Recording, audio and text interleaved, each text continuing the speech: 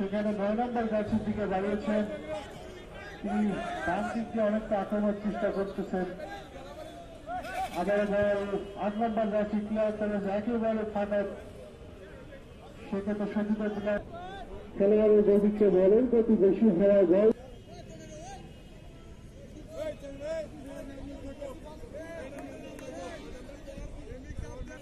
বল মাঝ মাঠে, সেখান থেকে আবার সূর্য প্লেয়ার থেকে আবার এবার রাজীবপুর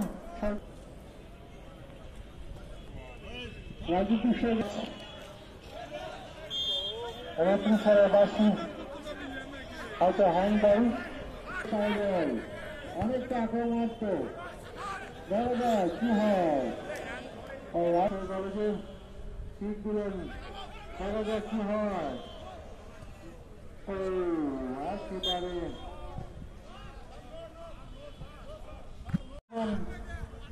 বল কুড়িগ্রাম কলেজ থেকে আবার কুড়িগ্রাম কলেজ, বল আবারও দেখা যাক আক্রমণ ছিল, রাজু পেয়ে গেছেন।